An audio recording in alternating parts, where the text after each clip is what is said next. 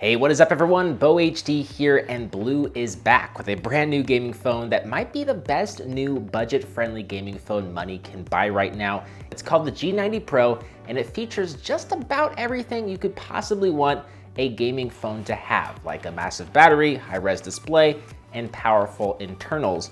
But at a price that'll make you do a double take. It retails for $249, about 250 bucks, but in classic BLU fashion, they have a launch special of $199 while supplies last. So I'll place a link in the description if you want to check that deal out. I want to take a look at what's in the box first because BLU has kept the unboxing experience pretty darn interesting as there's a lot of goodies in here.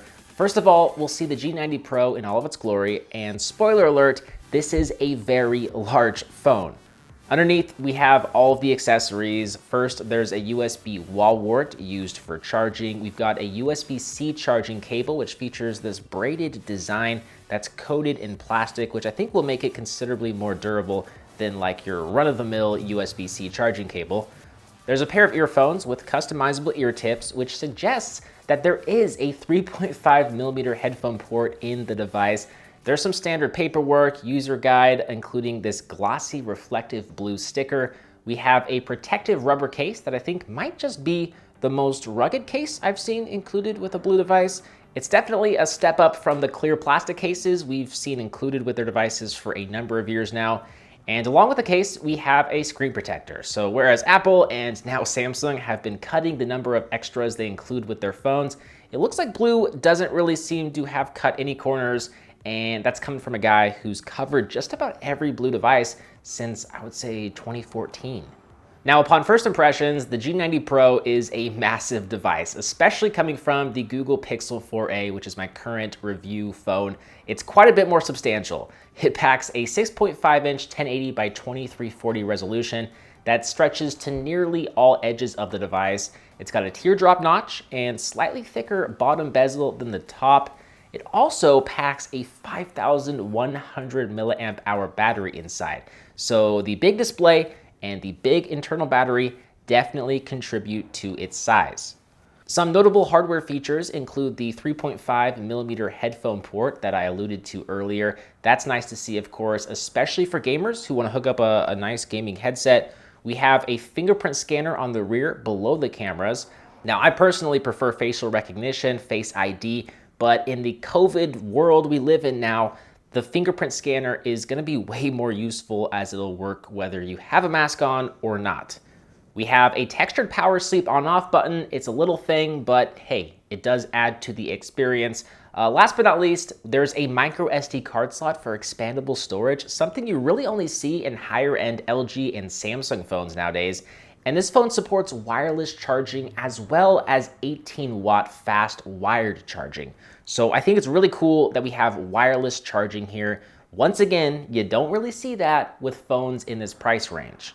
On the software front, it's a pretty bare bones skin that doesn't stray too far away from what's really offered on a pure Google phone, like a Pixel phone. The icons and the navigation bar are skinned, but it's pretty flat, not too obtrusive. You also have some BLU specific settings for those who like to fine tune the experience in detail. What's powering this phone and running all of the games you plan on loading on here, including Fortnite, is a MediaTek Helio G90T processor with 8 different cores. But what's particularly unique about it, and something that I'm definitely curious to see how it works in real life usage, is it features liquid cool technology that supposedly can lower temps by as much as 6 degrees Celsius compared to what I assume would be an SoC without this kind of tech inside. Now, the chipset is probably most comparable to the Qualcomm Snapdragon 730G chip. However, the benchmarks have it scoring quite a bit higher than the 730G. The biggest downside, from what I've read, is that it's not as efficient as the Snapdragon chip or Snapdragon chips in general, so it'll burn through more power, but the G90 Pro has a huge 5,100 milliamp hour battery, so I don't see battery life being an issue here at all.